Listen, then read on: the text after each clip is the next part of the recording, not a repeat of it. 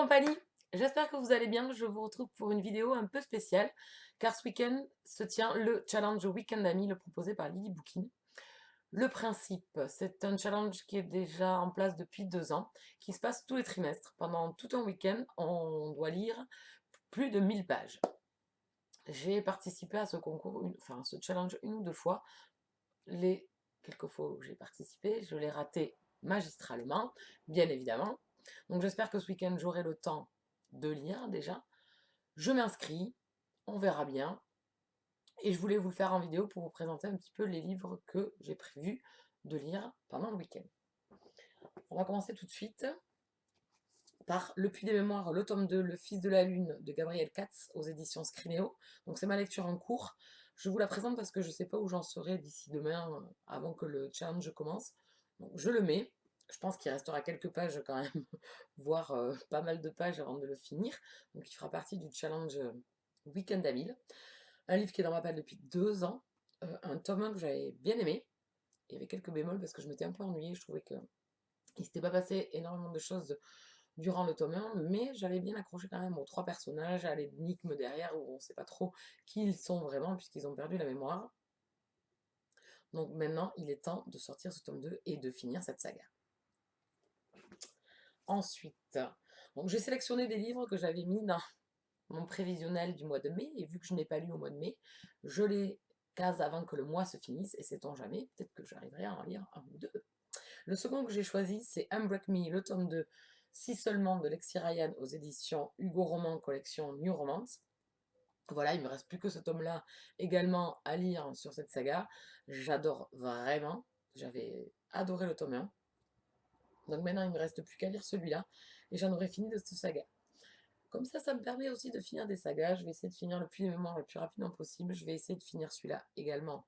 De toute façon, il sera dans mon prévisionnel du mois de juin, que je vous présenterai la semaine prochaine, puisque je vais attendre que le week-end à 1000 passe pour savoir exactement où j'en serai dans mes lectures, pour prévoir mon planning du mois prochain.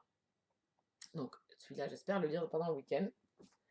Ensuite, j'ai prévu Beautiful Player, c'est le tome 3 de la saga de Christina Loren aux éditions pareil, Hugo Roman, collection New Roman. J'ai bien aimé le tome 1, j'étais assez mitigée, j'ai adoré le tome 2, donc maintenant il me tarde de lire ce tome 3 et enfin de le sortir de ma palle parce que ça fait un moment lui aussi qu'il traîne dedans, hein, ma foi, donc il n'y a plus qu'à.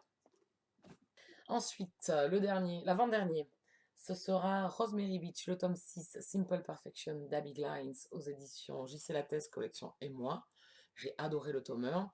Pareil, il serait temps que... Bon, celui-là, ça fait pas énormément de temps qu'il est dans la palle, mais bon, quand même. Donc, il serait temps quand même de le sortir et d'en finir avec cette duologie de cette saga. Ouais. Parce qu'en fait, la saga compte plusieurs tomes, donc mais Rosemary Beach, mais Simple Perfection est le tome 2, si vous voulez, du couple, donc d'Ella et Woods. Je sens que là, je vous ai perdu, complètement. Voilà.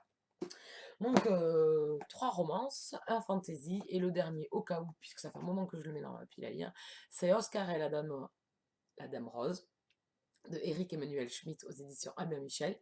Un tout petit livre, donc il serait temps de le passer.